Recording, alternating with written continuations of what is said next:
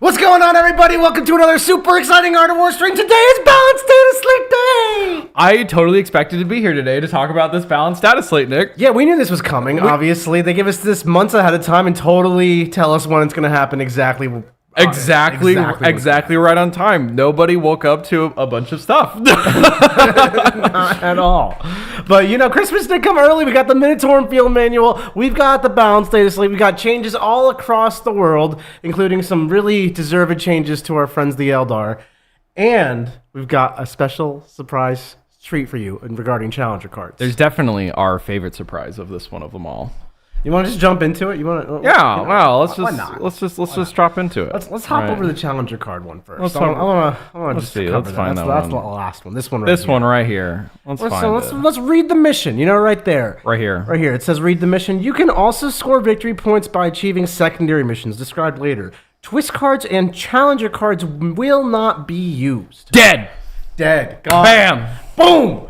All right. So no more Challenger cards. Everyone's happy. That's amazing. They listened. Yeah, this is like a huge change. Challenger cards were extremely frustrating to play with, like literally all of the time, and I was never happy about them. Like, I'm not gonna lie. Someone who likes to play like a passive control game, the Challenger cards actually helped me out a lot. But they were terrible. They were bad. They were just not good for the game. And there are so many times where you sit there and like do a bunch of math, and it's like, oh well, I'm not gonna score this secondary card, or I'm gonna like hold on to the secondary card and like manipulate the scoreboard and all these. That was clearly not the intended design, but that's how it actually played, right? The Challenger card that like you get while you're winning was just such a joke. It was bad. Yeah. It was just bad. There were so many times where I'd be like, oh, I win second, I'm going into turn 5, and I've already won the game, and I'm going to get this Challenger card. Thanks for the extra diff point. And I think, honestly, the missions are like in a really good spot for the most part, where you don't need to have a comeback mechanic to like help balance it. Like, they're actually better if you just play the missions. Yeah. 100%. And it opens up play styles like Orks, which like thrive on that early pressure. They can exist again. Yeah, part of like the Orc downfall 100% was Challenger cards existing, whereas it's like, okay, I called my turn 2 WAAAAAAAAGH. Enjoy 4 turns of Challenger cards, right? Plus 12 points for you. Yeah. Let's hop over to our Balance Dataslate, get some context for all these broad changes. Yeah, so as usual, all the new stuff's going to be in red, and then all the highlighted stuff are previous revisions, right? So let's just kind of scroll down. And if you have any questions or, you know, just want to support the show, go ahead and give us a super chat. We'll answer whatever you got. Nothing changing here. I think Sisters are going to be the Sisters first got place. a little bit of changes. Look at those Retributors. You see them? So this actually reverted back to what it was before they nerfed them. Now they basically get reroll instant and reroll instant wound all the time. Yep. And then if they're attacking a unit that has already destroyed one of your other sister squads, which is very easy to set up, then you get +1 to hit and +1 to wound as well, which stacks. So you're hitting on 3s, rerolling 1s, wounding most tanks on 3s or even 2s, rerolling 1s. Just during the battle, they just killed a sister unit. Yeah, so those like minions or something you threw out there early to die. This is great. This is like actually like a very easy thing to fulfill. I mean, your opponent can manipulate it a little, but I mean, not that much. Your right? Good units kill stuff, and then I shoot Retributors at your good units, right? What do you think about this in terms of like Retributors? Are you going to like run them like actually now? Well, this surprise is going to be a little Retributor points change too. In conjunction with the points change, I think really so. I'm already a certified Volgon hater, and the Retributors haven't really been able to fill those shoes, but now I think they can. Okay, they're actually quite good anti-tank, and you get 3 of them for less than like the squad of the Volgons combined. Yeah, the combination of these rules is like kind of like +2 to hit and +2 to wound, which is like a big number. It's a big number. That's a really big number. Shots. Like, you know, we're going to do some damage with that. Yeah, I like this a lot. I think it's going to be a good change. Anything else for the Sisters? No, Sisters, that's pretty much all they got on the rules changes. Relatively light there. Custodes doesn't look like they got much of anything. AdMech got a lot of changes. Where's our resident robot to break this down? Well, let's start with Call, right? This is the easiest one. So we're going to change the Canticles of the Omnisci ability to, in your command phase, select one of the abilities in the Canticles of the Omnisci section. Until the start of your next command phase, they have this ability. Okay, so I guess it used to be Battle Round or something along those lines. And then the first one's going to be at the start of your command phase, select one unit from your opponent's army. Until the start of your next command phase, that enemy unit is your Machine Vengeance target. Each time a model in a friendly AdMech unit makes an attack that targets your Machine Vengeance target, you can roll a hit roll. Oh, AdMech just got Oaths on Call. Yeah, okay. So you basically pick an enemy unit in your command phase, and then your army rerolls hits against it. That is really strong. Yeah, that's actually really quite strong. No complaints. This sounds like this is probably going to replace... He used to have the reroll Aura instead, and now it's just going to be the Oath on just And one I know target. they want to make those like iconic characters for each faction, like something that's popular and strong, and you're excited about playing them. So I think Call has been one of those iconic characters who's kind of sucked for most of the edition. Yeah, he's not been great. So they really tried to help him out here. He's seen some very French play, but that's about it. Yeah. Next up, we're going to have the mantra of discipline is going to change to while a friendly Adeptus Mechanicus unit is within 600 of this model, add 1 to the OC of models in that unit, and your +1 to the Battle Shock and Leadership test. Yeah. And Okay, got it. So they gave it an actual useful rule. Yeah, the +1 OC, that's really good. That's a really big deal, especially since AdMech can run a lot of battle lines, especially with Skitarii. You can make them what? They're all OC3 now? They're OC3. And then if you combine this with the Vanguard, the Vanguards, -1 OC. yeah. I mean, AdMech already have such oppressive objective control, and there's just like a few dudes on the objective. It's theirs. Now it's just leaning into that even harder. That's a really big deal. And then Shroud Som now is an aura of stealth for 6 inches. I feel like that's what it was. I'm not too sure what has changed on that one. I don't know.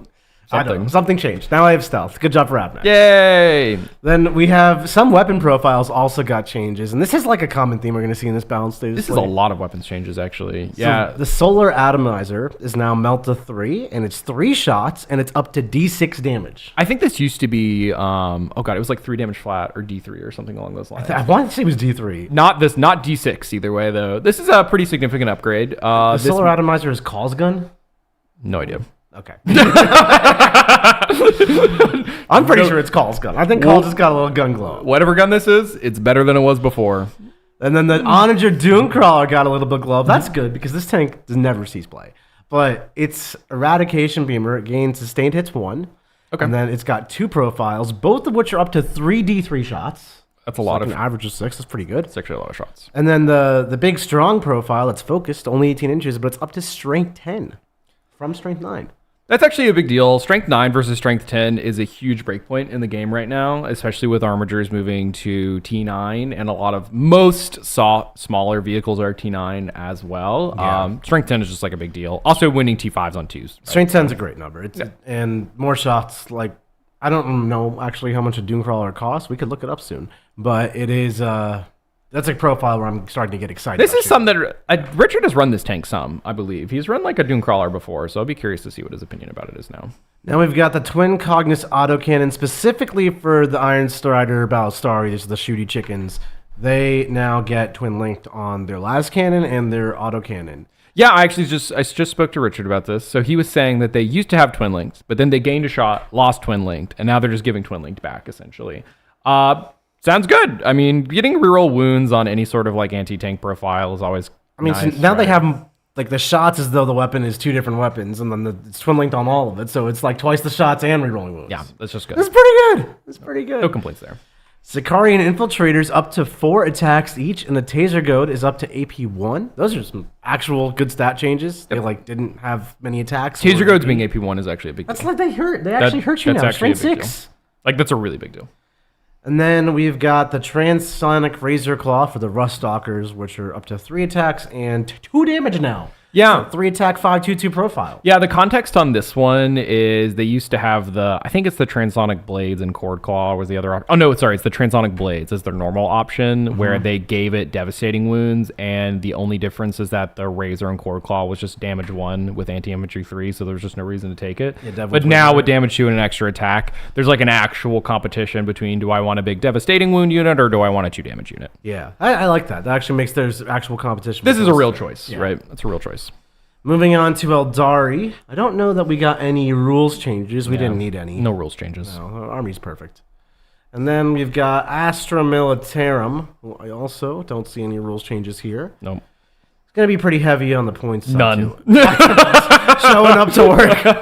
Got a lot of changes here. I like this. This is me. And then we got Blood Angels, who did actually get some they changes. did receive a change here. Yes. Yeah, so the Sanguinary melee profile now hits on 2s, and then the Spears, I believe, picked up an extra attack and also hit on 2s now. Yeah, so everything's hitting on 2s, and the spear versus the blade is actually a real choice now. Before, the blade was just like strictly better, because now the spear gets lance and the blade gets an extra AP.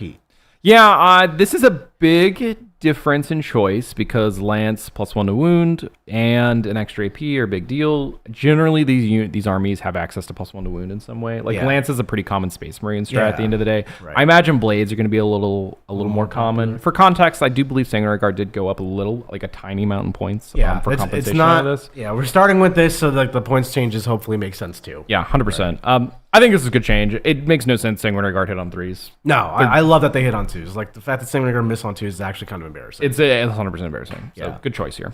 And then we've got Chaos Demons, who did receive a change. They did. Legion of Excess actually received They remembered that this was a faction. I thought they were paying for their sins for the rest of time. I'm not going to lie. I actually forgot about them as a faction until I read the change. You guys troll me so hard. Every single time there's a Balance Dataslate around the corner, though, all the Art of War guys are like, Nick, you know your demons aren't going to get any updates? And I'm like, they always get updates. You say this every time. They usually get a new detachment or something. Look at this. We got a detachment back. They did. You got your detachment roll back. So now we reroll hits, and we can reroll 1s to wound if we give up Fight First with the Seductive Gambit, which is way better than not rerolling hits. Yeah, that was a rough nerf. That was a rough nerf. That was a rough nerf. Yeah. This army went from like being real to just like non-existent. I'll be curious to see if this change makes it a little bit better. I still don't think this will be too popular and commonly seen or that great, but this definitely gives it like some life where it had actual 0. Yeah, 0 life. Will this be enough to return to Keeper's the Keeper spam of old? Probably not. But no, Keeper still don't have Feeling Pain. We'll check it out. Sad. Chaos Knights, they got a change to their Infernal Lance Detachment, which was by far the most successful competitively, from what I could tell. Yeah. Basically, it means that when you do your Malefic Surge for the defensive ability, which was either a 5 invulnerable save and a 6 up Feeling Pain, now they've split that into 2 abilities, and you have to choose which one you would want. So you basically have a 4th option to choose from. Yeah, this is an important change, honestly. The fact that you just got a 5-up invul and a 6 up Feel No Pain was like a lot of defensive rules to stack on a rule that was like, I mean, essentially kind of free, right? D3 mortals. Yeah, sometimes. Once in a while. I like that this is a real choice. Ultimately, you'll see this like sometimes. This matters the most in melee. Yeah. More than it does in like in the shooting phase, to be honest with you. So we'll see how this goes. And then we have the Claim for the Dark God stratagem, which you use at the start of your command phase. Is this the sticky objective strat? Do you remember? That sounds like a sticky objective stratagem. It does. That does. So, I mean, that's really nice because if it's your command phase, not your opponent's command phase, you can't do something like start of your opponent's turn, just sticky it, and then get shot off and still hold it. That's actually a big timing difference. Mm-hmm. You have to survive there for a round at first on a midfield objective. And then the Knight Abominant. This is a nerf. Oh, this is a nerf. I don't know that they needed this one, but I'm not here to be a Chaos Knight apologist. Yeah, so you can't get spammed on the Knight Abominant. So it says 1 or models with this ability on a 3-up, which means that you can't triple mortal wound bomb someone with 3 Abominants. I don't know. I didn't really mind the triple Abominant that much. That was like, of all the things Chaos Knights can be doing, that's not the one I'm offended by. I thought that was kind of fine. Right, so now, if you're a triple Abominant player, I'm sorry, it's worse. You can't stack all of your abilities on one unit. You have to pick different ones. Okay. That's actually a nerf for those guys. That's a real nerf to the triple Abominant build. Yeah. Okay. So moving on. Before we move on, Chaos Knights have been like low-key oppressive. Do we think this is going to help bring them in line? So the stats on Chaos Knights are weird, right? Because their win rate has actually not been that like insane. They've actually had like a pretty reasonable win rate with a very reasonable number of event wins, but the general impression of the top level of play that the army is actually too powerful. So it's kind of hard to wrestle with what does this look like for the game at the moment. I think these are real nerfs, right? These are small for what they really could be at the end of the day, I think. I feel like they didn't like take Chaos Knights to go out back and shoot them like they did my poor No, certainly not. I think Knights are still going to be good, but these are just like slowly bringing them in line. I think this is generally a good way to see changes. It always feels bad when they just delete an army. I think small changes, when appropriate, are good, right? Especially since that CK and IK both already got the early points nerf, right? So that's a big deal. All right, so we've got Chaos Space Marines. No real changes to the rules here. That's okay. I think they're in a pretty neutral place. Yeah, they're just fine. Yeah. And then Dark Angels, they got a fun one. They did the Lion They actually got a few. So the Lion now gets to pick 2 abilities in his command phase. Great. You know what that does?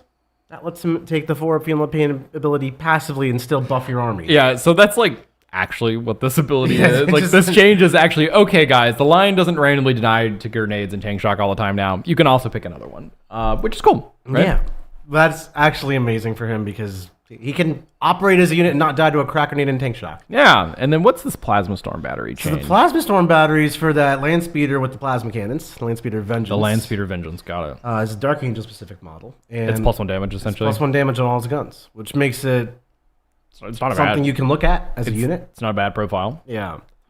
I think we missed one for Chaos Space Marines. At least the chat told me we did. No, it doesn't look like it. Doesn't look like it. I don't see any red. No, me either. Okay, well, I've been told Bile can get back up at the end of the phase now, but I don't see it. So that may be in the FAQ section. Oh, if I had to guess, there are a bunch of FAQ documents that I don't believe we're going to dive into the 20 different ones that all got posted. That's too much reading for me. But these Dark Angels, I like that for the line. And then Death Guard. How does that make you feel, Michael? This is shocking, to be honest with you. Death Guard have a lot of really good rules, and I'm not 100% convinced that just points is enough to fix that army. For instance, Death Shroud Terminator is still just doing 6-inch deep strike and charging is still a pretty obscenely powerful rule. As well as like the Mortarian's Hammer rules themselves are still really quite powerful. No rules changes at all is crazy. For instance, the Lord of Virulence still letting you roll wounds for dudes he just sees, and you still can just do the whole gameplay loop.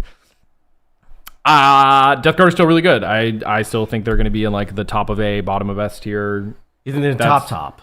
I think they're one of the best armies in the game still. Yeah. I mean, I agree. I think I don't see any reason that this has changed, right? Well, there are none. There are no reasons to think there are in fact no reasons to think that this has changed. Amazing. Oh wow, we're just really keeping up with the theme here. None. This is a good use of paper. The fake paper? What are you talking about right now? Someone could print this out. I mean, they could, I guess. Drukhari. Well, they didn't get really any attention. No. But they are one of the last books yet to release, so I think we're just going to hold out until we see some more info. Nothing to say until we hear about the Codex, yeah. Then we've got Emperor's Children. Real change here. Okay. Well, okay, let's go. There's one real change and one fake change. Do you want to cover the real change? Let's cover the real change, okay? So Flawless Blades are now 4 attacks. John described this as an overpriced unit that does hit correctly now. Okay, I can get behind that. With 3 attacks and it was overpriced. Like, you're overpriced and useless. Now you're useful. You can actually charge something and hurt it very badly, but you're paying a lot to do it still nonetheless. I'm unsure that they're going to make the list now. John doesn't think they are. I don't think so either. But it is cool that they're a little bit better. I think that they are getting closer to the point where you can have Emperor's Children that list that look different. I think so too. Yeah. We're slowly getting our way there. I'm hoping to see some Flawless Blades at the table. I don't expect to, but maybe we will. And here's the fake change. So Fulgrim has gained a new ability, Serpentine. Each time this model makes a normal move, advance, or fallback move, it can move over a section of terrain features that are 4 inches or less in height. That's so useful! He can go over terrain now! I have one question for you, Nick. What's that? How many ruins on GW terrain are less than 4 inches in height? Well, let's look at a board. We've got the big ruins. He's not going to be able to go over any of those. That's most of the table. Can't go over any of those. But then we've got those small little ruins, which are less than 2 inches of height, and he already could have gone over. That's right. So Are you trying to lead me to think that this rule actually has no practical impact at all? On WTC terrain, you can go over the small ruins. But not on the Games Workshop terrain. The Games Workshop terrain, yes, that's right. The Games Workshop data slate and the Games Workshop ruins, yeah. Well, I'm glad they're looking out for all the formats and all the different ways to play Fulgrim. This is a huge question mark. I don't get this. I literally don't get this at all. I don't get this one at all. Like, what are we doing here? I mean, how can we write rules that have no impact? How can we write rules to help models specifically put them in a balanced data slate and have it actually have 0 impact? This one's frustrating because I honestly think they just need to give him another Primarch ability that says he just moves through walls. Yeah, he could move through walls like a knight. I low-key think all greater demons should just move through walls and through knight. Well, move through walls like knights. I said that. That's an interesting idea, Nick. I think that may be a little bit of demon bias. No, it's not. The great and clean one should just... Yeah. Got it. It's, they should call it phase out. The great and clean one is like Godzilla. Godzilla does not care about the ruins in his way. He makes the ruins in his way. Okay. All right. I'll take the Godzilla comparison. I'll take it. I'm convinced now. Yeah, I got him. We got there. Genestealer Cult. Lots of changes here. Oh, my poor boys. They did not deserve this. They didn't? No. Fair and balanced. Okay, got it. So we have some buffs, first off. The Biosynctic Broodseer detachment. This is really just like a series of buffs. They went through all the different detachments because every detachment has some weird interaction with the blip that no longer works. Right, yeah. This is one of your 6 stratagems. One of them is tied to a blip rule that has been FAQ'd to not work the way it used to work and made that rule more or less obsolete. So now, all this says is that if your opponent moves within 9 inches of a blip, you can move that blip somewhere else. Which is fine. Might still let you use your blips to natural ability. Largely speaking, it's kind of irrelevant. Yeah, doesn't really do much. And then we've got the Downtrodden Rise Again, which is, I'm bearing the lead here, on the Xenarchy detachment. This lets you show up 6 inches away from a unit when you come out of an ambush marker instead of 9. That's actually not bad. It's the timing kind of sucks because it's at the end of your opponent's reinforcement phase, so then they can shoot and charge. Your unit that is 6 inches away. Oh, you can rapid 6 inches. You can rapid 6 away, is what this says. Oh. I see now. Now, I'm not saying that's a terrible rule, but it sure is niche when you actually want to do that. Yeah. But then here's where the nerfs come in. The things that maybe us Genestealer Cult players don't like. So, this stratagem, Prime and Radiant Strat. This is what Critical 5s was. This is what gave you Crit 5s on your Post-Ascension army. Now it costs 2 CP. That's a big deal. That's a big deal. Crit 5s was actually a huge part of that army's damage capacity. And now it's 2 CP, which means you might use it once, maybe twice, if you go out of your way to buy Nexos to make them cheaper. That's a big deal. Then we have the Return to the Stratagem. Now, this is when you got shot before, right? This one, what it used to do is... if you got shot and your unit was still alive, at the end of that shooting sequence, you can just take your unit and put it back in a strat reserve. And then when you bring it in next turn, you can use all of your rules and get sustained hits, ignores cover, crit 5s, and just annihilate somebody again. Now, instead of doing any of that, this is in line with all the other go back in reserve strats. At the end of your opponent's fight phase, you just spend a CP and your unit goes up into the reserves. That's fine. This is a much better change. I like this change. Genuinely. Yeah, the stratagem of like, whoops, you shot me. I'm back in Deep Strike now. It just feels bad. I think it's very important, and it's nice to see as they kind of go through and go back to some of these books. It's like, okay, this is just like not an actual fun gameplay loop, or really shouldn't be part of our interactions. Let's just change this. Right? You don't want to be playing against the 200 model list that comes back to life and be like, I can't shoot you. Yeah, I can't shoot you, and by the way, that like I'm also gonna like resurrect, and I'm just gonna like do some other GSC shenanigans, and I just like actually always just do my thing, right? That's just not very fun. Yeah, but don't worry, Michael, we're not done nerfing this beautiful army. Oh wow, okay. No, we're really not. So we've got the I'll go to the more nerfs. The Primus. The Primus was the character that you joined to your 20 neophytes to give them reroll hits to stack with your critical 5s with sustained and lethal. I'm reading a rather significant change here. Instead of rerolling hits, you can add 1 to your hit roll. Do you know how worse that is? Do you know how much worse that is? That's crazy, actually. When you consider what you were doing with crit 5s and reroll hits and sustained and lethal, you were taking a 1-shot weapon and probably dealing 2 wounds with it. And now you're taking a 1-shot weapon and you might hit a little better. This is a lot. The fact that they hit the 2 CP stratagem for crit 5s and also hit your reroll hits, they hit both sides of the combo. Are we going to get the triple tap? I'm guessing points are coming too. Oh, we're not done. Wait, we're not done with rules changes? Oh, no. There's a little bit more. Actually, this is just another version of the 9-inch away cult. Okay, point. cool. We're done with the rules changes, but there are points. Okay, so you got the GW triple tap. We got the triple tap. Yeah. So, I don't know. Rest in peace, Dopus Suspension. Grey Knights didn't change. Good for them. Good for them. Good for them. We got Nexos Floof in the house. He's a Genestealer Cult forearmed homie. He's one of the OGs. $2 super chat. Justice for the Swarm host. We appreciate you. Yeah, RIP, dude. Okay. Imperial Agents. Really, they didn't write none here, which I think is actually hilarious. This is a change from before. I see that. Yeah. No changes. No changes. Imperial Knights. They actually got day of drop changes. Now, usually you don't see armies that just get codexes get balance dataslate changes in the first iteration, as you can see with Grey Knights and Black Templars, etc. But these Imperial Knights have.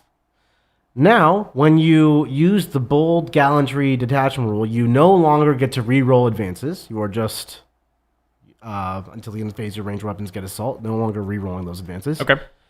And then, also, the various stratagems that existed now target one big knight. And not triple knights. Not 3 knights. Got it. Your army does not just reroll advances into your opponent's deployment zone and charge them and shoot them turn 1. Now, it just advances and shoots them, and only one does crazy stuff. I am glad that they hit this before it was a problem. I am down for the general mindset of let's see some data, let's not knee-jerk, but sometimes we can just see a problem and fix it. Yeah, sometimes it's good to just stop it before it ruins the game. Yeah. I think it was pretty obvious and apparent. Like, you can just take out your measuring tape and see what 3 large knights can do, and how it's just I was seeing some memes online develop 3 knights going into your opponent's deployment zone top of one. I'm like, we just don't need that. We just don't need that. Whether it's like actually good or not, it just shouldn't exist. And it's definitely the type of good that would have been broken into people who were unprepared. Yep, that's 100%. Awful. Yep, yeah. That's never feels good. So I'm happy that they actually took some proactivity with that. Mm-hmm. Leagues of Votann just came out, coming in hot. I'm really sad they didn't nerf the stratagem. I think disembark. They really didn't change that, did they? No, it's just right there. It says none. Now you can deep strike whenever you want. Did they get an FAQ document? I don't think so. We'll have to look. I'll be curious to see if they changed in the FAQ. Okay. Well, that's what we got. A Silent King. He's got a new aura or a redone aura. Now the Relentless March aura. I believe this is instead of ignore modifiers. Now we get to add +2 to our move. Whoa, they took away his ignore mods? Let me yeah, pull that one up. That's actually ignoring mods is like a pretty big deal here. And I just want to make sure. Oh, I see. The chat's letting me know. Yes, Votann FAQ. Votann FAQ happened? The disembark strat has changed. Oh, we have to check that out. We will have to open that one. Okay, let me pull up the Silent King here. Votann's player phase only. Oh, big change. So you can't do it in your opponent's that's anymore. Actually huge. That is a big deal. That's like most of the offense right there, actually. Yeah, that is most of the offense. Okay.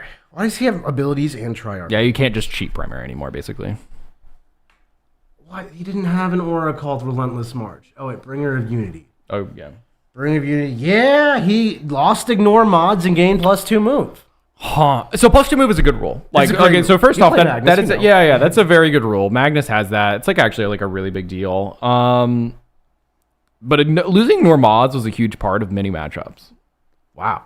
Yeah, like you can't ignore -1 damage anymore. You can't ignore AOC anymore. You can't ignore -1 to hit anymore. I'll be curious to see what this actually does to the army. I think the overall ramifications are actually they're quite cascading. I think it is technically a side grade, but I think it hurts the matchup matrix quite a bit, or it affects the matchup matrix. Yeah, I think so too. I'm not sure that +2 move is comparable necessarily, but it is a good rule. You did lose a good rule, or I would say you lost a great rule for a good rule. One of my least favorite ways to lose with Necrons is when you take your 20-man warriors and don't reach the objectives until like turn 2 or 3. This is a big deal. This really helps with that. That helps a lot with the Necron warriors specifically. Interesting. I'm gonna have to see what the Necron will shake after that. I will be very curious to see how this is actually a really interesting change. Then we've got Orks. Let's go. Okay. Lots of good stuff here. I've been waiting for this one. Folks. Yeah, you better buckle in. It's time. It's time. Michael, what happened? Okay, so a lot of good stuff happened. So let's just go one by one. All right. So let's start with boys. So if you have unit has starting strength 20, you can attach up to 2 leaders to it instead of 1, but only if one of those is a war boss unit. Notably, I think this is going to affect the spoiler alert Gaz change. I think Makari technically interacted with this in something really weird. I don't understand what this changes. So before I'm betting this used to say that one of these is a war boss model or something along those lines, and they technically would have 2 characters attached because Makari is a character, and then it would break when Gaz would attach to the boys. Get to the good. Let's get to the good stuff. I think this is a minor wording change to fix another problem. So the battle wagon, this is going to make it so that the Gazgul Thraka model takes up the space of 4 models now. Now this means that Gaz actually gets to go into a battle wagon. Really big deal. Correct me if I'm wrong, but it used to be 14 models. I think it was actually 18. I think it was actually 18. So now he can go in like a truck if he wanted to? No, so this is specifically a change to the battle wagon. Okay. So a truck, he still can't just go in it at all. Like, he doesn't get to go into the model, but the change with the battle wagon is quite good. One important thing to note that I still believe, I haven't seen anything to point to this otherwise, is that the hard case still cannot be taken on the battle wagon. So that makes it so that Ghazghkull Thraka just cannot enter the battle wagon at all. So now, in order to put Ghazghkull in a battle wagon, you just have to be a T10 battle wagon, but that's like fine. So the exact math on this is you can take Ghazghkull, Makari, 6 Meganobs, and then a 5-man trash unit, and then jam it all in one battle wagon? Jam that all in one battle wagon. I thought the Land Raider and Chaos Space Marines was the Pimp-mobile. You might have a new contender. This is like a really, really interesting There's a party in that bus. Yeah, I'm very excited to like delve into what this really looks like. Notably, let's just kind of finish talking about the Gaz change before I get into the Death Dread. The leader section on Ghazghkull Thraka is also going to change now. He can now lead boys, Meganobs, and Knobs. Boys, Meganobs, and... Oh, wow. So he could lead like a 20-man boy unit or even like a 10-man knob unit. Do you think that's something you'd actually be interested in doing? Yes, 100%. I think so. It matters a lot on your terrain format. I think specifically on GW terrain, Gaz leading 20 boys is very difficult because you're just like, that unit's huge. It's huge. That's huge. On WTC terrain, you like absolutely can't do that. Yeah. And then on some UKTC, you can like hide in like little corners and stuff like that. But in Warhorde, for 1C, actually, no, you don't even have to pay 1 CP for crit 5s. You can have Gaz and 20 boys with an extra character for the +2 move. For 1 CP, make them +2 move, +2 advance, +2 charge. Move over models if you take the Big Mac. Crit 5, lethal, and sustained. Mm-hmm. And you just like delete like anything in the game you touch, basically, on top of it being Ghazghkull Thraka. Really cool change. This opens up a lot of design space for Gaz. He can be in a transport. He can be in a big mob on the table. It was frustrating that Gaz could only lead Meganobs because they're just like, you're very limited in what you could actually do with them, and then not even really go into a battle wagon. So super cool change. Knobs is the question mark for me. I'm having a hard time really knowing why I would want that. Well, it could just be a flavor thing. You know? It's join some Meganobs, join some Knobs. Exactly, right? Yeah. So I think that's totally fine. Next up, we're going to have the Death Dread. So it lost the ability to battle shock at the start of the fight phase. And then instead, on a 2 through a 5, you do D3 mortals. And on a 6, you do D3 plus 3 mortals. Okay. And then it could tank shock. So then it can still tank shock. Could do quite a lot of mortals. You can layer quite a few mortals. And then I see the one thing. So it looks like they removed the restriction with the hard case. So I believe the hard case ability is specifically on the hard case war gear ability. I will have to double check the exact wording after it, but I'm pretty sure that it's on the specific hard case and not actually in that line. It's kind of a weird one. You know who can't tank shock anymore? The Hunter Rig and Kill Rig. They became monsters. What a change. So what this actually means is that now they shrink down to their base size when they go through... Because they don't deal with their hull anymore? They don't deal with their hull anymore. So they go through the terrain gaps now. So for instance, like specifically the layout one corner, like on your home field, you can drive through it with a kill rig now. No, before you were too wide. Yeah, you couldn't, because the width of the kill rig is actually really quite far. So now you can just like drive through a lot of these terrain gaps, or you can like go around specific corners. You're also immune to haywire. You are immune to haywire now. That is a real change. So the monster is like a weird side grade. So you can like move better, but you lost tank shock. A little weird. Yeah. And then you have the saw blades. They now have an extra AP on the kill rig. Now this gets interesting in the beast nugget attachment because now you get an extra AP on your quote unquote oath hunter target. Does that mean it only takes 1 to pivot this thing now? Because the monster? You know, I think it still would be 2. Still 2? Because like the Bloodthirster pivots 2, right? I don't remember. Probably. I think the Bloodthirster pivots 2. So I think it still would be 2. So the saw blades got a bit better, which is really quite cool. Mm-hmm. And you missed one. What did I miss? You guys more. Oh, you just talked about that. It's just the AP. Yeah, it's the extra you AP. missed one. I missed. That's what I thought. Commandos. This is actually an excellent change as well. Commandos are now going to combat squad at the start of the game, so they're going to split into 2 5-man units. Really big deal here. So I can use 5 guys with good weapons, and I can put them in to fill out my trucks, fill out my battle wagons, fill out my transports. And I'm going to have 5 guys with choppas just to infiltrate and throw away. This was like a really hard part. I feel like you've been asking about this for so long. I have been asking about this for so long.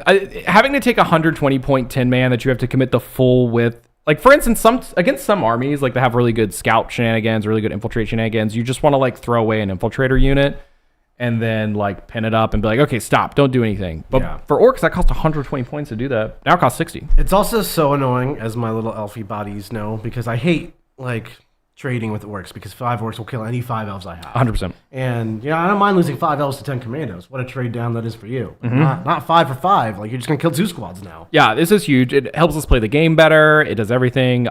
It's super hard. It's super nice. I'm really excited about this.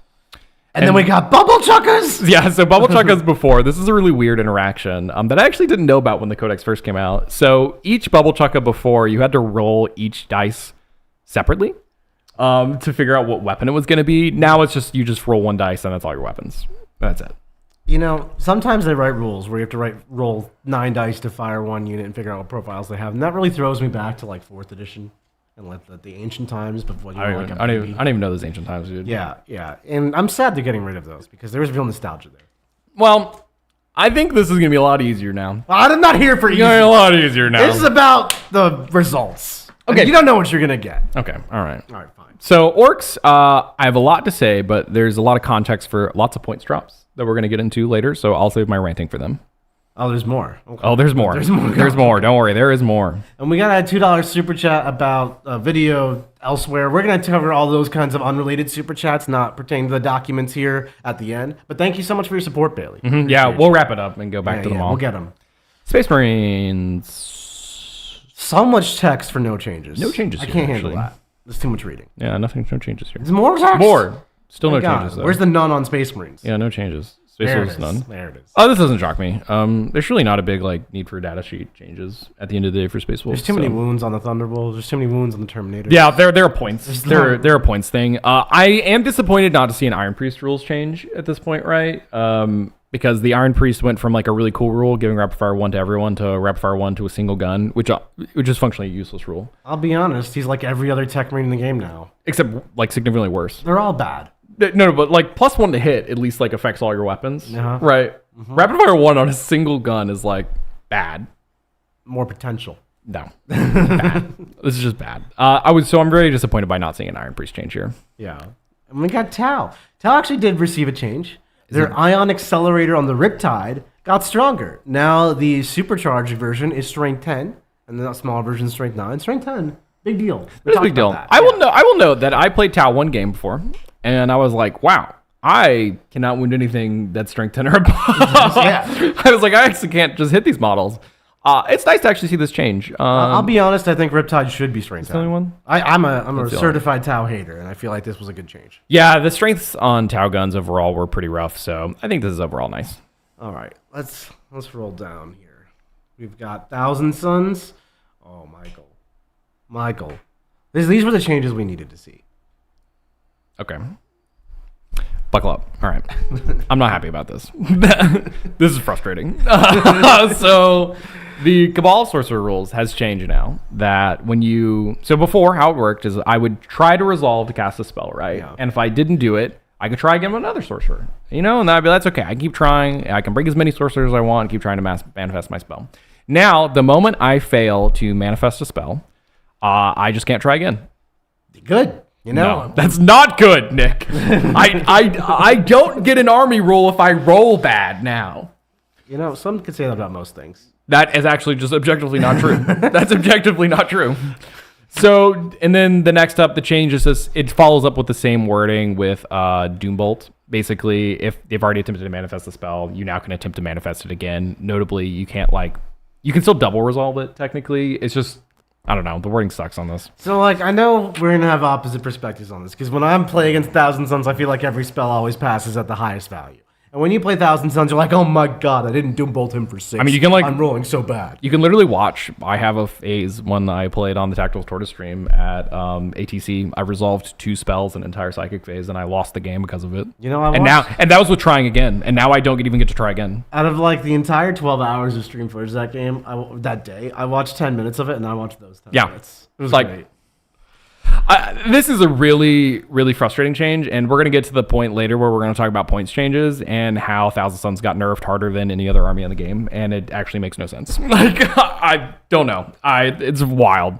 They went up more points than Death Guard or Knights in some list. Okay, talk to me about this Sorcerer and Terminator change. Cool change here. So now before the Sorcerer and Terminator armor would shoot something and just give it +1 to hit after he shot. However, notably, the 10 Terminators he was connected to wouldn't get the benefit of that buff, which That's the unit that really wants the buff because they have like 1 billion shots that hit on 3s. So now you just kind of like point and click and you get to be +1 to hit everywhere, which is great. This is how. So this is functionally how it used to work in the index. You used to just like give you the rolls of 1. This is a really, really good change. I think you're going to see that the Sorcerer and Terminator armor actually gets like some real work at this point. I think he's going to show up a lot more, especially in the context of some of the points changes. So really cool here. Nice change. All right.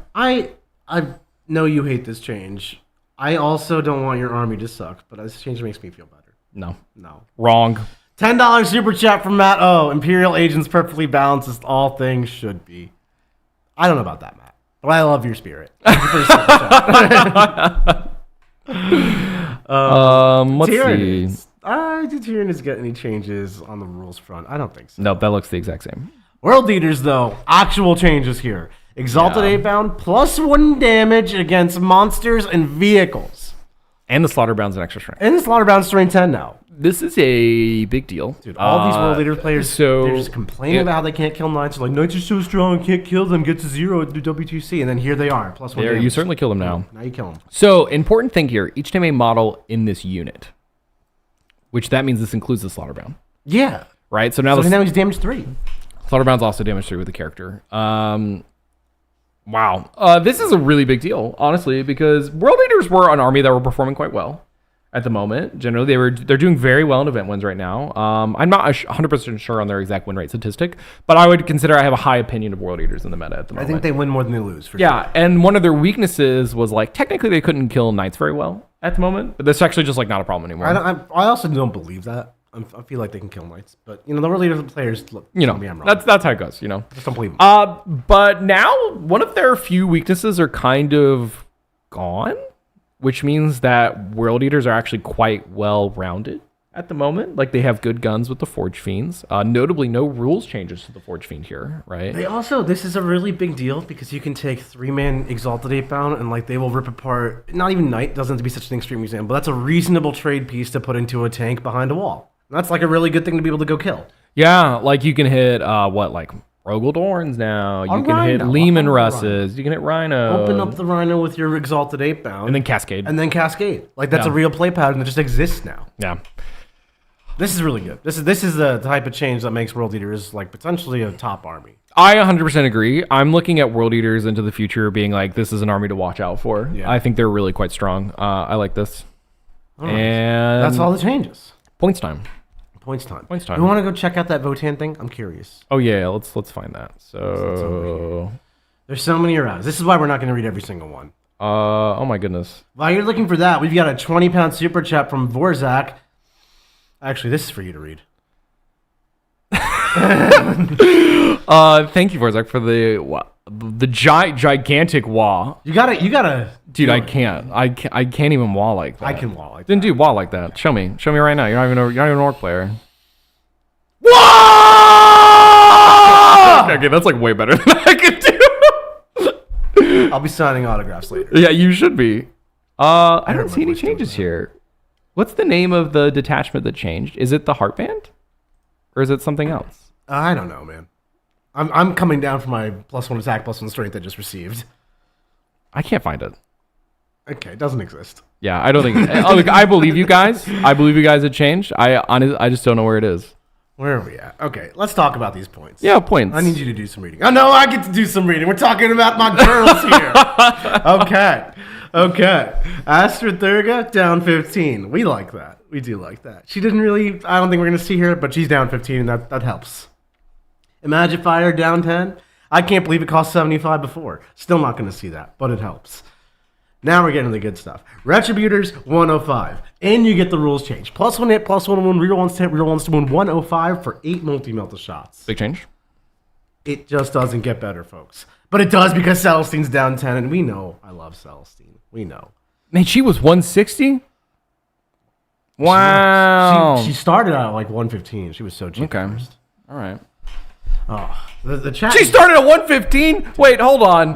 What? Back when I was terrorizing Michael, my army was actually so much better. That's actually crazy. We got some WAAAAAAAAAGH lovers in the chat. Dude, I believe in the WAAAAAAAAGH lovers, okay? Yeah, we called you a coward for not WAAAAAAAGing. I am a coward. This is like notably a thing in Norfolk. I don't WAAAAAAAAGH. Nick always delivers 100% of the time. I don't WAAAAAAAGH. 10 out of 10. You can watch Joe the flame me mustache. on so many streams. The because I rare don't want him. non-Avadi Wog. That was rare. This is a balanced data slate day. That's what you get to, that kind of stuff. That and a super chat for 20 pounds. I am ready to play some CSM. I could play World Eaters after that. I really could. You could play some World Eaters. Will I really am a 2-pound super chat? Worth noting that the World Eater weapon is only slaughter bound. What? I'm confused. Let me go back to this. Back to the World Eaters. Dude, the Orc players want me to play Orcs now. Michael doesn't wog, he gets wogged on. I agree. No, we had a conversation. Nick's not allowed to play Orcs on stream. I mean, after that, are you allowed to play Orcs on stream? Yes, I am. Your refusal to wog versus that? I don't know. Yeah, the slaughter bound is only strength 10. I'm not too sure. We'll continue. Yeah. All right. Back to points. Anything else for sisters? No, but I get really cheap Retributors, and Celestine's on the way down. All right. Sisters need to get better. Custodes, their guard got cheaper. Notably, prosecutors got cheaper. Prosecutors, vigilators, shield captain got cheaper. So basically, the custodian guard package got cheaper. Also, like across the board, regular land raiders with the last cannons, 220. I've been seeing that. That's like a thing that happens. That is, I saw that. I saw they've dropped. I mean, land raiders basically like don't exist at the moment, so I could see that.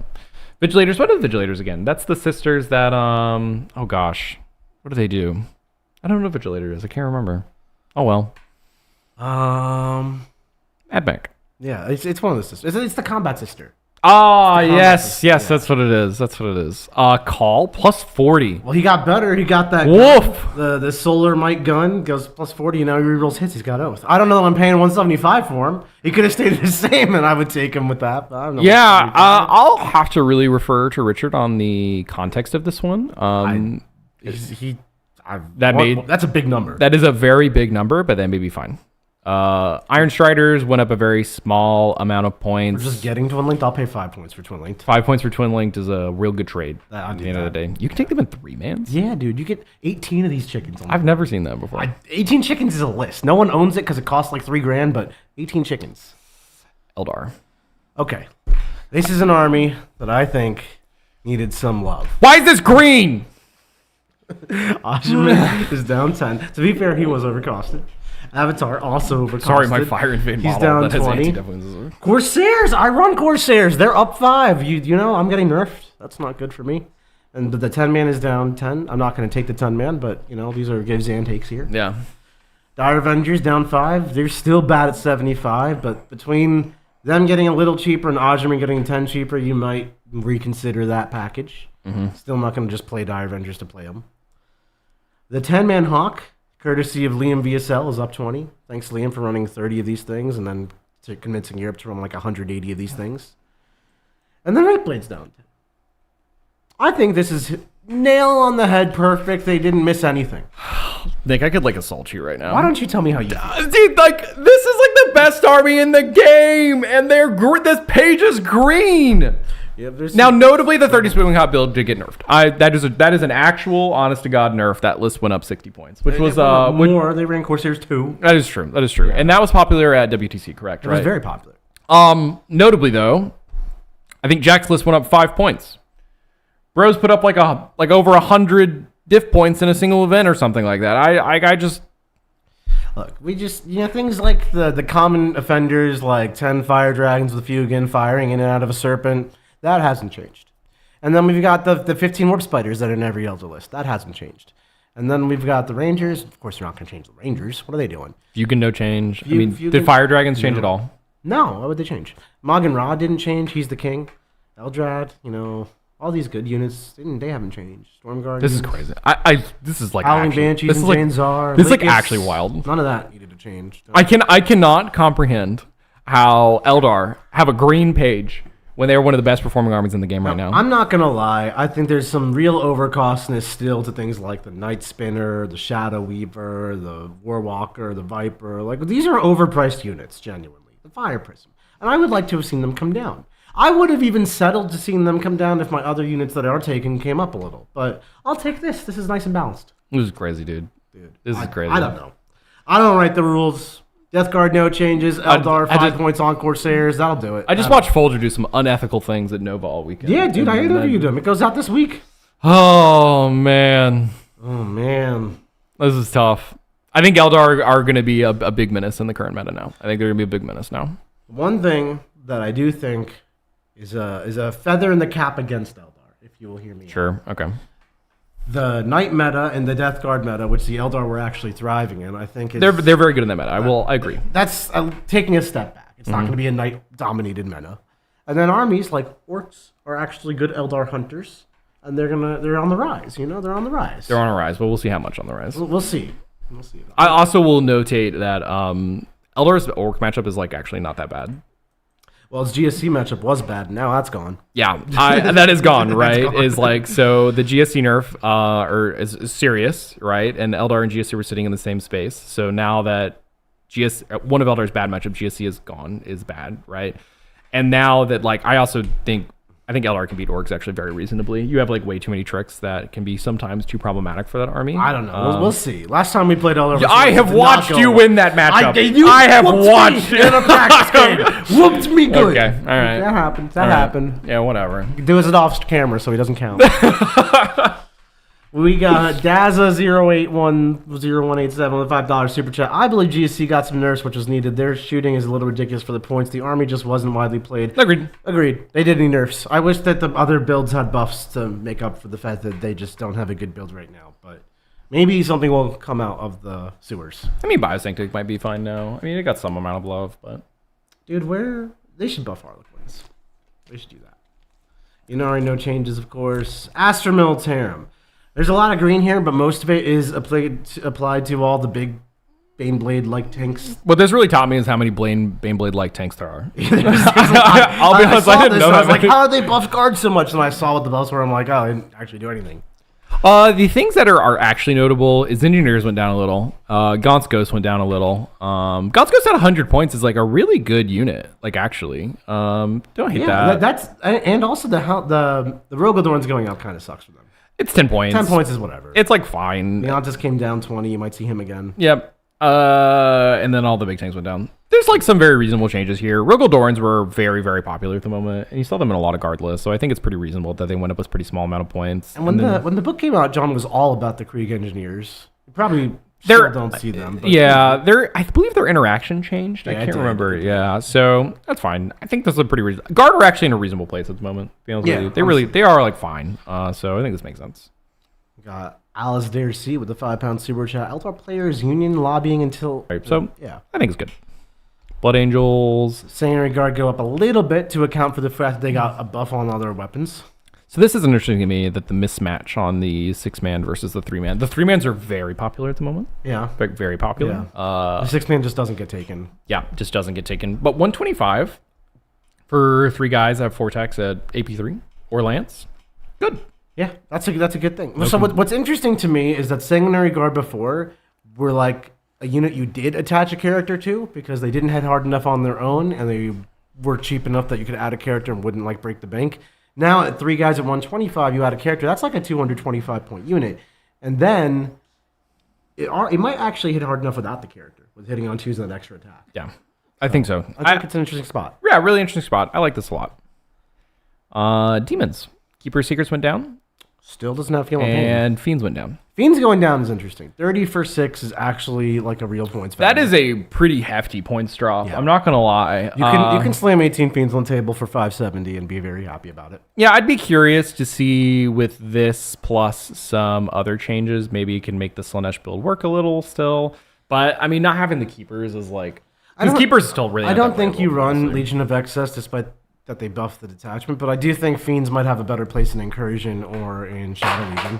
I could see that, actually. Yeah. Fiends, a 3-man at 95 is actually like a pretty good trade piece. Dude, 3-man Fiends don't do anything. So a 3-point unit for 95, how fast they move again? 14. They get there. For a buck of 2 damage attacks as like a little trade piece. I mean, it's like JPI space, right? It should be. Like That's actually really quite good. They go through walls. Yeah, that's not bad. I think it's like totally fine. That's not bad. They're just kind of big. They're not bad. Then we've got Chaos Knights, which received no changes beyond the 1 point rules change. Pause. Are we having audio issues? Interesting. No. Let's find out what's wrong. Michael, did you touch something? I didn't touch anything. Oh, it said they refreshed and it went away. So everybody refresh your page and make it go away. Yeah, sounds like it should be fine then. Yeah. Adam Downs, the $5 super chat. I think they got rid of Challenger cards in Tournament Companion. They sure did. It's in the read the missions section. Gone. Poofed out of here. Burn your decks. Then we've got Chaos Space Marines. Okay, great. Audio is fine. Sounds good. We've got 270 for Abaddon. Sure. Not sure. He is the daddy. You appreciate and respect when he does things. Got it. Chaos Land Raider down to 220. That's the whole combo, the Pitmobile combo. The Pitmobile stock's up, dude. Stocks are up right now. Venom Crawler, also a good member of the Pitmobile gang. Great. Is he really? Yeah, dude. He got 12 shots. I didn't know about this. The reroll hits, sustain lethal crit 5s. You get the party going. Yeah, got it. My bad. So they're really helping out the good old-fashioned Abaddon Castle build. That's it. Dark Commune, 10 points. Obligatory every time a Balance Dataslate happens. This thing goes. The ACDC must get touched in some way. Must get in again. Yeah. Someone ran it to up 10 points. Then we've got the Dark Angel supplement. So the Ravenwing Dark Shroud is down 15. That is the bigger land speeder that gives stealth to your other land speeders. Still don't like him. Why don't you like him? So he doesn't really do much, to be honest. Like, Stealth Aura is, like, fine at the end of the day, but you're not, like, really that interested in bringing a 100-point land speeder that doesn't do that much damage for a Stealth Aura. I don't know. It's cool. I'm glad they made the change. I just don't think a Dark Shroud's going to make the list still. I think you're going to see triple Dark Shrouds everywhere. Okay, well, you're crazy. I have been told. Death Guard. No points changes still from the old one. This army's still really strong. I think the one thing that could be frustrating for a Death Guard player is that the best build is still just the best build. And that's probably the most frustrating change out of all the balance changes, is that drone spam is still the best. Hammers still exist, right, as a build. I don't know how, in the context of like how the best of best it is, but the Plague Marine builds are still technically struggling in comparison, right? Like, I've been really trying hard to make Champions Contagion work, and I really can't quite seem to get it there in a place that's like, okay, why would I not just bring 9 drones over this at the end of the day, right? The efficiency is just so real. The efficiency of the 9 drone build is still just too good. I really want the Plague Marine build to be good. And I also, I really want the Plague Marine build to be good too, as well as not seeing Blightlord Terminators like see any kind of rules change or see a points change here when Death Shroud Terminators are just like so much dramatically better than them. That can be like a little bit of a frustrating spot. I'm hoping in 3 months that we will see another look at the Death Guard Codex, and hopefully we'll shift some internal balance around, because the external balance, the army is still very powerful, but our internal balance is still just like the one build. Right? Yeah. So. We'll see. Time will tell with Death Guard. Death Watch. Holy crap. Points down on Death Watch. This is actually a lot of points drops. They got some buffs. I mean, I don't know. I've not kept up with Death Watch, but I mean, Space Marines getting cheaper has got to be good. The Death Watch timeline, essentially, is that they won LVO, and then they disappeared, and now they're getting points drops. That's very Death Watch of them. They show up, they do some good work, and they bounce out of here. Never to be seen again. Yeah. Chuckin? Chuchin. $5 super chat. Gaz with 20 boys and a weird boy to jumping turn 1 WAAAAAAAAGH. Orks got some love. 10 knobs with Gaz is also brutal. Yeah, Gaz change is great. It's really good. Now, if you are a gambling expert, you may in fact do 20 Gaz a weird boy on turn 1. You just got to get your dice hand rolling. Yeah. Right? Yeah, if you like gambling, that's the build for you. Boom. Michael, I know you love gambling. Michael's the riskiest word player. I don't think that's true, actually. David Warren, who just upgraded his membership to gold. Thank you, David. I'm sure you're going to love it. Congratulations. Drukhari. Kronos gets cheaper. I don't understand why they did this. If there's a codex coming out, maybe there's not a codex coming out. I don't know. They're going to cancel it. Were people running? I guess that's the point why they dropped the two-man squad. People are not running. People are not running. I don't see a reason to. I don't know, man. 35 points for a second Kronos. That's like such value. I think it's pretty good, actually. It's 35 points for a Kronos. You know what else costs 35 points? Like a Ravener. That's true, actually. That's true. That's true. That's actually interesting. Not much to say here. We're still waiting for Codex, right? Emperor's Children, some points drops, some demons, the classic Land Raider. Volgrim came down and moves over 4-inch walls. That's got to be enough. Nope. Not yet. Lord Cacophonist up. I don't know why. That's a really weird one. Dude, that guy was destroying the meta. Didn't John cut him? Yes. Okay. But he's up.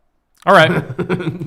This is a miss. I'm a little disappointed by the Emperor's Children changes. I think this army really needs like a look because it's still the one build and it's the same build that's existed the entire time. I think that's always going to be a little bit of a byproduct of its data sheets, though. It's so... Yeah, and like generic vehicle heavy, and then after that it's just dudes. They really don't have that many models. at the end of the day. But, I mean, I want to see a reason to bring Flawless Blades. And giving them an extra attack is still not a reason to bring Flawless Blades, right? So... Dale Graham, who just became a bronze member, congratulations. Oh, and we did miss a super chat. Zinth with a $5 super chat. Curious about 18 Fiends in Shadow Legion protected by Be'lakor and natively immune to Overwatch can give them lands. 18 Fiends in Shadow Legion, and we're talking. That's cheap. You actually can give them lands. You can give them lands, and being immune to Overwatch is legit good. That is true.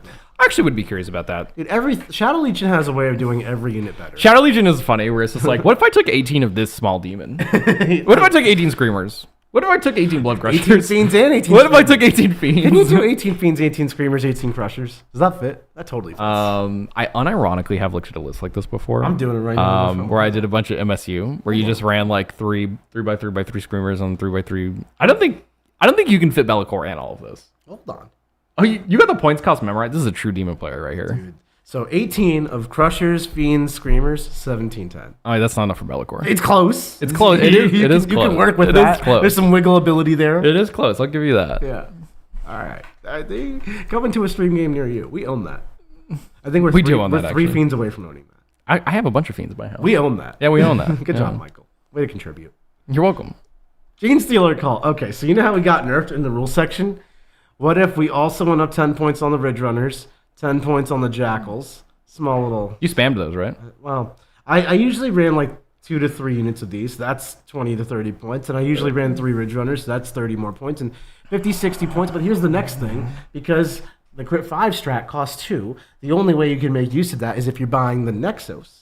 Now, he's a useless character that gives you CP back. And he costs a clean 60 points. So they've really nerfed my list like 120 points here. That's tough, dude. That's tough. That's tough. That's tough. But Abominants down 10, the large Pure Strains down 10, and Metamorphs down 10 for 5 and 20 for 10. Legit changes on all those. All very happy for the Biosynctic life, and I'm going to get that on stream for you. Yeah, I think Biosynctic actually was pretty happy out of this. Yeah. Now, their rules are still kind of nerfed from the last time they nerfed the Biosynctic rules, but honestly, their rules aren't that bad, and they're actually getting cheaper. Mm-hmm. So I like that. Oh, the Primus. It took away his rerolls, gave him +1 a hit, and dropped. Oh, thank goodness, dude. He's got minus 10 points. Thank goodness. You see him everywhere. Then we've got Grey Knights, Land Raider changes. Redeemer also coming down to 270. Makes that a little more palatable. This is awkward. So, like, I think the Wartbane build that Richard's been running is fine. But there are a lot of, like, things about the GK Codex that are, like, not fine. I'm a little sad, actually, not to see any changes here. I think there's a lot of units that could really use to look at, or detachments they could have used to look at. I do think Grey Knights are going to find themselves kind of near the bottom of the barrel. I think so, too. I think there's going to be maybe the one very specific build that's actually quite difficult to pilot and play that will be decent enough, and that is about it. Very sad for the GK players on this one. Great army for beginners. Yep, I can see that. No, I was being sarcastic. I unironically could. So okay, I have a whole rant. About this. All right. Uppy Downy armies are actually very forgiving, unironically, and they're still Marines at the end of the day that like are forgiving in the sense that like you hit decently on 3s and 2s, and you can like teleport and get yourself out of bad situations and reposition. You got 2-up saves, or you like don't die all the time, stuff like that. There's like actually a lot of good fundamental, like GK play Warhammer in a very fundamental way. Like you got a position, you can teleport, know how to like strike on weaknesses and all that. Your profiles like aren't that complicated. GK is a totally fine army for beginners. Yeah, totally fine. Totally fine. Totally fine. Nothing could go wrong. Up, down, easy mechanics.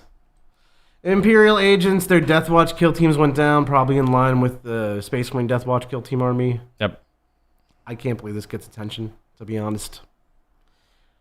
But sure, not enough. Imperial Knights. I believe this is the same. That's usually how they do it. So these are the changes. These are the same points that came out on release for when the Knights got previewed just the other day. Yes, this is the same. This is the same Knight army we've been working with, but the one Valor's Heart Detachment took some rules nerfs. Got it. Yep. I think that's where we're at with Imperial Knights. If I'm missing something, Internet, please do correct us. Yeah, this looks generally the same to me. Okay, what else we got? Leagues of Votann, no changes. Not shocked here. I think they're okay. They're on the right side of okay. They're pretty good. They're on the good side of okay. Yeah. They have the opposite of the GK problem. Yeah.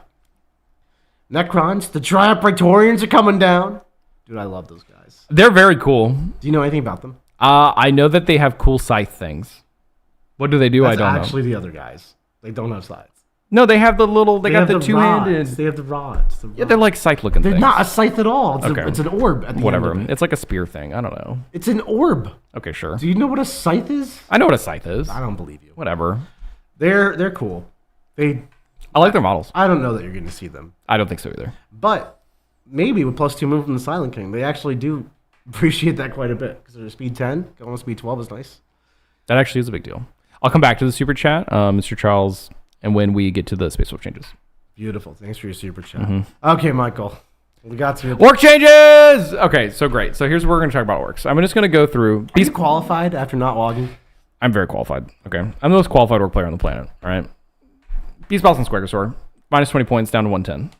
Great change. This guy's gotten cheap. Like, I don't know. He's like gotten cheap. Dude, I love the Squagosaurs. I would love to see a day where 3 Squagosaurs and Mazrog ride to battle together. I would love that too. I still don't think we're there yet. So the Big Mech with Shock Attack Gun, minus 5 points. We're walking back some of these point nerfs that really hit the Tactical Brigade / Mordaka. Really got heard. Yes, it did. Yes, it did, Nick. Yes, it did. Snickrot, minus 20 down to 75. This is great. It was criminal that he was a 95-point lone op compared to everyone else in the game. It was criminal. I'll be honest, when I started learning Space Marines and I found out everything the Combi Lieutenant did for 75 points, I got real mad about Boss Snickrot. Dude, when I saw the Combi Lieutenant's point cost, I just looked it up recently. I could not believe it. It's unbelievable, It's criminal. right? Stickrot at 75 is a lot more playable. This is a really big deal. Whether he makes it into the list, I'm still kind of going to have to look at that shape and figure that out. But really nice points drop here. The Flash Get Tin Man was an unreasonable nerf on the 10 points there. They just reverted that back to the 160. Great. This is another Brigade nerf that's just been walked back. Next up, we have Ludas. This was okay, so they had already nerfed Mordaka, and then they nerfed the 10-man Ludas anyway. You're suffering for the triple nerf. Yeah, and then they plus 15'd him. I don't know. So they just reverted this one. Ludas hit on 6s, guys. They did not. The 10-mans were only good for a moment. It's fine. Meganobs is the one I'm the most excited about at the end of the day. So Bully Boys is actually one of my favorite orc detachments. I really love playing with Meganobs. I really love Bully Boys. At the start of the Codex release, Meganobs were like way too good. They had a 4-up Feel No Pain. And then they took away the 4-up Feel No Pain and also pointed them 10 points a model. Rough. That was a hard hit. So now they've walked back most of the points drops or nerfs, but not quite all of them. So 5-man used to be 150. It's 160 now. It's like 2.5 per model now. Whatever. That's not that big of a deal. Really good. I'm very interested in Meganobs going forward. Dude, I'm excited to see some Bully Boys list with the 18 Meganobs and Gaz. 100%. That's going to be a real thing. In fact, you can put Gaz in a battle wagon with Meganobs or like Gaz with 20 boys in Bully Boys. Like you can get double WA on 20-man boy squad. Oh, wow, you can. Yeah, that's clever. That's actually like a very interesting use for the unit. And Mazrog is down. Mazrog went down 20 at 145. I'm having a hard time deciding how I feel about this guy. So he is tough, right? He's got a 4-up Finbone, 5-up Feel No Pain, T8. He's still AP1 on his melee, though. Not if he rolls Dev Wounds. That's only in the jaws. So 6 is where it counts. Yeah, right? So I don't know. My issue with Mazrog still is that like he's a tough guy and he's getting a lot more interesting. I will specifically say with the kill rig changes, as well as Mazrog and the Beast Boss and Squagosaur coming down, that makes the Beast Snagget attachment ever more and more interesting. So maybe one day I'll actually put that on the channel, right? I can't believe the Warbikers got cheaper. Warbikers going down to 65. The actual reason for this is like they have parity with Storm Boys now. So Storm Boys were just taken all the time at 65, right? Because Storm Boys weren't necessarily... They were just better than Warbikers. I still think they're better than Warbikers for like the cheap skirmish stuff. I'm looking at 6 for 130 and Speed Freaks. 6 for 130 is actually really quite cheap because that's going to be how many wounds? 19 wounds with a bunch of bikes and a bunch of attacks. And like God knows how many shots. And a lot of shots. So that is going to be interesting. Speed Freaks are getting a little more interesting with that change. I'm definitely looking at 18 Warbikers in my Speed Freak list at the moment. Warboss and Mega Armor, minus 10 points. Great change as well. So that means each Meganob package with 5 mans, which is the most common number, is going to be minus 25 points now for each of those packages. Usually take 3 of those unless you decide to take Gaz. So that's going to be 75 changes, 75 points in change. The kill rig change, for context, the data slate, is that there's an extra AP on the kill saw now, and they're monsters now, so they can move around terrain a little bit easier. This is all good stuff. All good stuff. You got the patented triple buff. You got rules buffs. You got... the data sheet buffs, and you got points buffs. Yeah, so the real context of what a list looks like at the moment is that you're going to slot in commandos now. Yeah. Right? Because you're going to get your 5-mans.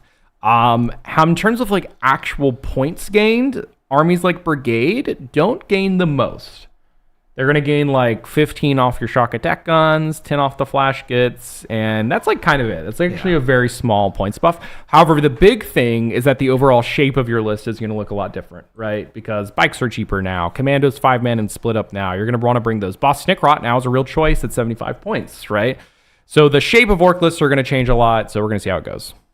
Nice. I'm excited for our orc overlords. I'm here for the WAAAAAAAAGH. Yep, I think so. I think orcs are going to be in a much better place. I'm not convinced they're going to be a very, very powerful army at the moment. I think they're going to solidly find their way into A tier. Their bones are going to be way better. I don't know. I think they're actually going to be middle of the pack, to be honest with you. You're just no certified. I'm definitely not working. Whenever orcs get some love, you're like, this is okay. Whenever orcs get some, I think it's really good. Worst army in the game. Terrible. Throw them out. They had a 31% win rate one week. Like, dude, you literally told me they're the worst army in the game competing with agents, and then you beat my Eldar the next week. Okay. That happened. Okay, well, you know, there's a lot more context that the viewers will get to know about that one eventually. Yeah, okay, but there's a lot more context to that. Space Marines. Aggressors down 20 on the big one. Yep. JPI up 10 on the big one. I don't know. I haven't seen anybody running 10-man JPIs. That's interesting. Oh, interesting. The 5-mans didn't nerf, just the 10-mans did. Yeah. Yeah, I really don't know. I haven't. Ballista's getting kneecapped right back to where he was. The Ballista's nerf is weird. He wasn't that popular at the moment. No, right? he wasn't. I think 140 was a fine point value. I thought 140 was fine too. Yeah.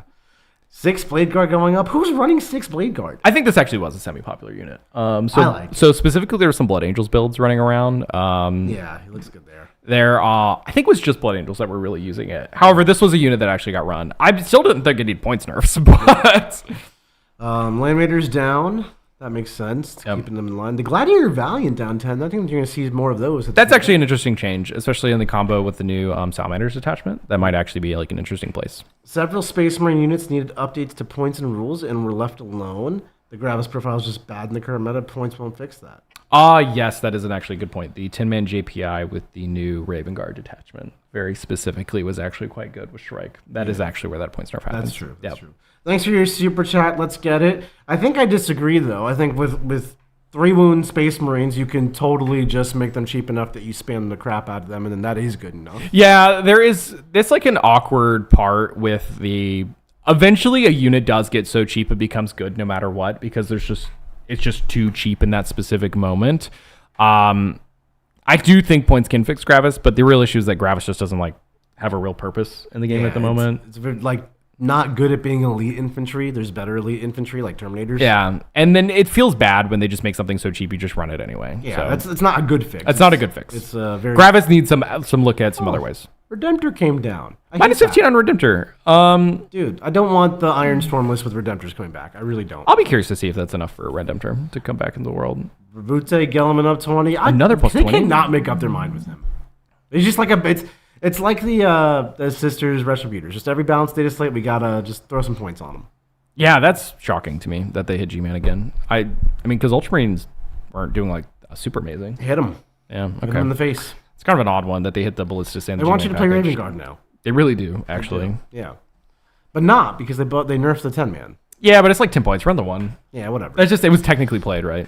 So we got Space Wolves changes, and then we got Super Chat for Space Wolves too. Yeah, so Space Wolves, plus 10 points on Airjack. I think that's very reasonable. That guy is very, very good. The 20-man Bloodclaw unit is plus 15 points. This is specifically probably because of Olivier. Thanks, Olivier. I think he personally got this one done. He did win WTC with a 20-man Bloodclaw unit. Specifically on the WTC terrain format, 20-man Bloodclaws were really, really good, right? Very hard to hide on GW, so that's why you're not really seeing it there. And they can move through walls that are 4 inches or less as well. Yes. So next up we have Ragnar plus 10 points. This guy's a hammer, so this does not shock me. Yeah, you can screw him. He hits so hard. Thunderwolf Cavalry, plus 15 on the 3-man. This is actually expensive for the 3-man, but I think 10 points on the 6-man is so reasonable. I think that's very reasonable. I have personally been running 2 to 3 3-mans in my Gladius builds for Thunderwolf Cavalry. That's a real nerf. So my Gladius build, for instance, went up 15, 30, 45, 55, 65. That's actually kind of a hit. And then the super chat is how I feel the Gladius build. So my honest thoughts on the Gladius build is that I think we're going to move to not Gladius now. Is the real It's answer. time for the 18 Thunderwolf Stormlands. I do think I've been trying to get us here for so long. It's probably a Stormlands time. Oh, so yes. they really hit the really good MSU aspect of the army, right? And that's disappointing because I really had a lot of fun with that build. However, 115 for 3 Thunderwolf Cavalry is not the number that I'm like very excited about. No. But 6-man for 230, That's still good.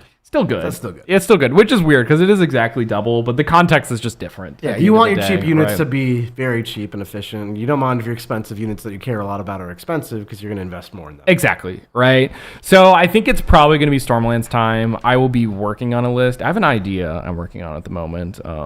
It unironically has Murderfang in it at the moment, so we'll see if that... Murderfang is awesome, dude. I will for see him. if he actually lives in there still, but... Thank you, Charles Pickert, for your $10 super chat. We really appreciate you and your support. Yeah, thank you very much. Okay, let's get back to it. We've got Tau. Richard will be happy because there's a lot of green over here. This is a lot of green, actually. Broadside's down 10 for the 1-man, 10 for the 2-man, and 30 for the 3-man. I don't think I've ever seen a 3-man. I've never seen it. That's not a real broadside, unit. yeah. It still won't be at 270. That's like way too Wow. much to just sit in one spot. Farsight minus 10 is interesting. I actually see that guy quite a bit. Richard only runs him because he likes him. He says he's terrible. So maybe, I see. maybe at 85 he's Got like it. better. Got it. 3 fire knife suits down 10. Which one's the fire knife? I think that's the Flamer I think one. that's the flamer because Sunforge is Melta. Yeah. And Star Scythe is the missile? missiles. Yeah. Yeah, that sounds right. 110 for the missile suits. That's actually dirt cheap. That's really cheap. How do they not run those? It's how players. Crisis Sunforge shoots down 10. They were 150. They are now 140. That's still actually really expensive. Still really good. Notably the only ones with a 4-pin one, I believe. So. Yeah, true. They are the best suit. I think so. Fire sight team down to 60 points. I don't know what a fire sight. I think that's the little character with the turret thing. What does that do? It doesn't like do anything, as honestly, as far as I know. I'm aware. I think it's a little lone op dude. All right, well, it's down 10. Combo with the points changes and small points buffs here. I think that's Small points change, and the Riptide got better. I think this is generally good for Tau. it's a good spot for Tau. Yeah. Yeah, I think it's fine. He's the plasma and missiles. Oh, Fire Knife is plasma and missiles. Got it. Okay. Which one's the flamer then? Is Star Scythe also flamer? I don't know what the Star Scythe is. I don't know. One of them is flamers.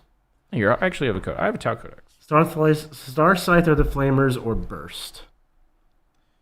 Then who's got the or is Fire Knife missiles or plasma? That makes sense. That would make sense. I get it. So Star Scythes have burst cannons and flamers. Yes. That means Fire Knives have missiles and plasmas, and Sunforge just have Melta. Okay, the world makes sense again. Got it. Thank you, Tau players. Yep.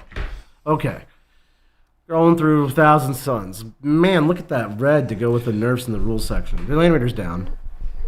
Okay. Another rant. So let's just go through them. Infernal Master plus 10. Magnus plus 15. Butolith plus 15.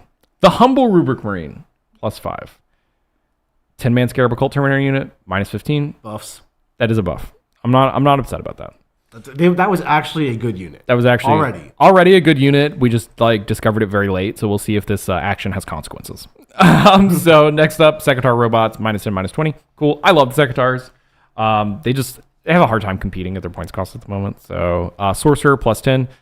This I'm fine with. He should have matched the Infernal Master. However, the Infernal Master also went up plus 10 points. Zangor Enlightened.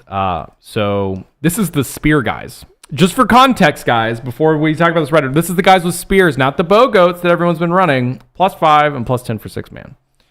Now we get to the bow goats. Plus 10 for the 3-man. Plus 30 for the 6-man. I should have been plus 20, but okay. Continuing. Extra hit him. Shaman plus 5. That 55-point 4-wound infantry character that casts a spell. No. That dude could go in tanks. Ban. I don't like that. He could go in tanks. That But was messed up. the issue is the whole thing is you can't reattempt spells now. So you brought him to have extra spell cast, but now his job is pointless and he got points nerfed. And then the Eldritch Vortex of Ataf got another plus 10 points. So the common Grand Coven list is going to go up 30, 45, 60, 80, 110, 140, 170. worse. You're going to have to cut a Mulith. And I think 185, actually. I don't think I included Magnus. So around 180 points changes. Yeah. This army was not impressive. I don't understand this. I'm not going to front and say that T-Suns deserve 0 nerfs. Right? They did deserve some amount of changes. I actually think they should have had probably about 50 to 60 points nerfs. I think the Bowgoats were a pretty obvious hit. But the rest of the bones of the army were generally in a fine place. Our internal balance isn't perfect because our tanks are, like, honestly mostly useless. But the core sorcerer part of the game plan was fine. Mark Perry's build with triple winged Imprints and Magnus is, like, more or less the same. True statement. This is frustrating. I can imagine. With the rules changes as well as the points nerfs, I don't think this army is good now without like some pretty serious skew builds or some pretty serious creativity to figure out what is going on here. Yeah, I think we have a situation where we had an army that was honestly fine. Maybe had a little bit of a feels bad experience playing against it. I could see that for less experienced players for sure. Yeah. And then they nerfed its points and they nerfed its rules, and that's just like double slamming it, and now I think it's going to fall to the bottom.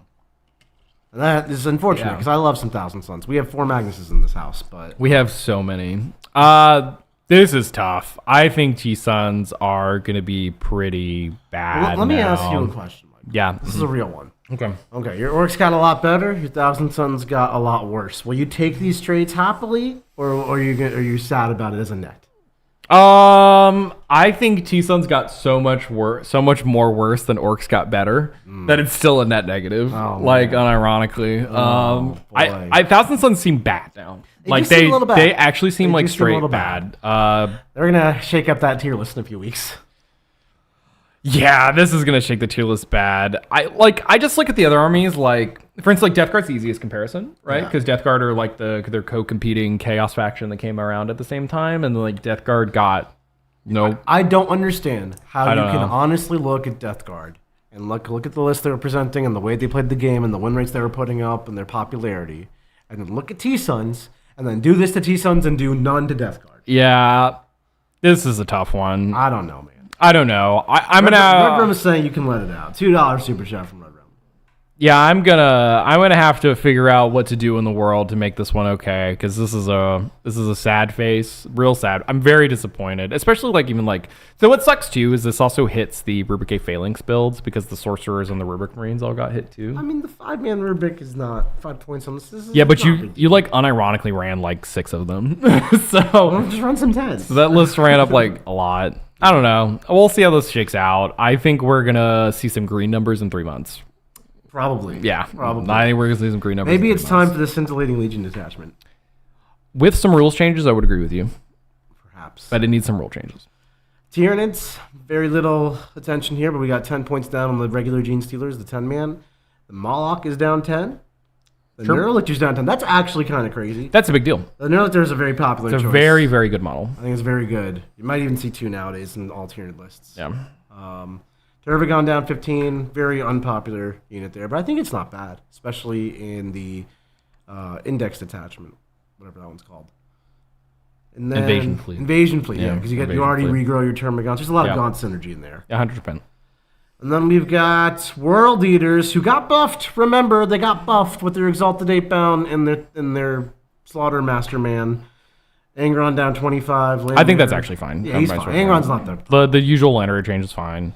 Chaos Spawn up 10 to 90. That's actually kind appropriate. Of those are the best Chaos Spawn in the game. They are, but 45 points for one of those spawn. They really are that good. They advance in charge and have like 5 attacks. They are that good. Yeah, they really are that good. Terminator's cheapest chips now, $350 for the 10-man, $175 for the 5-man. You saw them in the index, but you really haven't seen them since the Codex. I'll be curious to see if this makes them playable now. 8-bound, we've got 15 down on the 3-man and 30 down on the 6-man. And Exalted 8-bound coming down 20 and 40. 40 on the 6-man and gaining +1 damage across the board. We're going to be seeing an 8-bound meta. This is some fat buffs. You know how you got nerfed on the points and the rules? They got buffed on the points and the rules. That's the type of change that goes from you don't see Exalted 8-bound to you see them everywhere. Don't worry, guys. World Eaters were not performing better than T-Suns, right? You should have whined harder about T-Suns. Right? You just should have. Right? That was your mistake. Fortune. Up 20, good. Makes sense. Way too good. Way too good. And Karn also way too good, up 15. I think these changes make World Leaders a top tier army. This Maybe not the best, but it's a good army. This shifts the internal balance around because like a lot of the stuff they were taking right now did go up in points. However, stuff they want to take now went down in points. If you skew really hard into the not taking the stuff that went up and only taking the stuff that went down, this army will look significantly cheaper, right? But I think the net list is going to look about the same. I think you're going to take a different list entirely. I think you're going to have like 2 or 3 units of Exalted 8 I do think so too. I think the shape is going to look different. Yeah, and like when you reconsider the shape, it's like a different beast, right? Yeah. Because it plays totally differently. I think the new incarnation of World Leaders actually plays a lot like the Index World Leaders. And that was a really good army. Yep, I agree. Yeah, so we'll see. Happy times. And I think that's it. That's it. Whoa. We did it. We did it. And I think there was a couple super chats we have to go back to. Yes, we do have to hit some super chats, but thank you all for joining us and staying with us and that good stuff. Now, how do I get to these super chats? So There's a button. The little timeline. Okay, so there was one. Oh, you found it. I know. Michael, I'm a professional. That's true. You're a pro. You're a pro. This is my first live data slate. Is this really? Being here, yeah. Hey! Yeah, it is. It's my first one. Welcome to the club. It's 4 months now I've been in the house. Wow. Yeah, isn't that crazy? This one was right on schedule. Right on schedule. Thanks so much for watching, everybody. We got a few super chats. We've hit most of them.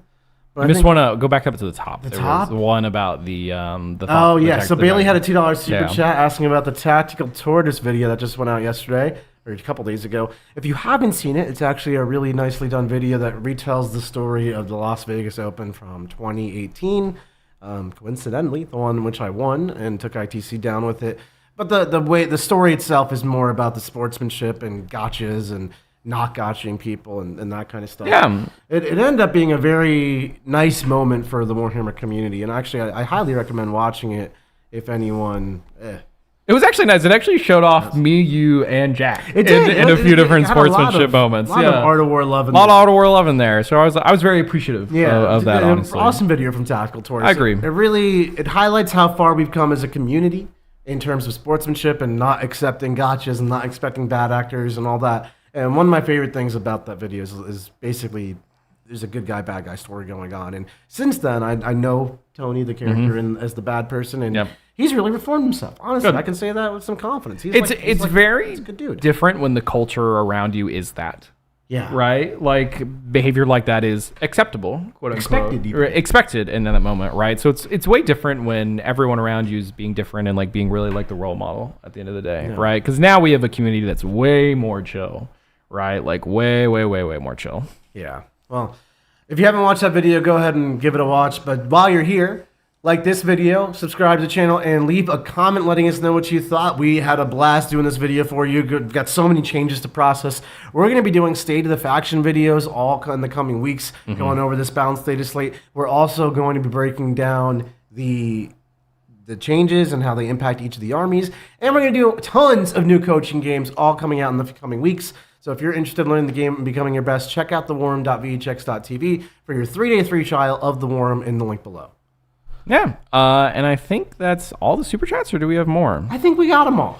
I think so. Oh, we have one last one. We just got it. From Matt O, $5. Think World Eaters compete in a Night Players world now? I think absolutely they can now. I think they'll kill the Knights, and it's not even they will kill the Knights now, right? So, great! I am really interested to see where we throw this tier list at the end when we do.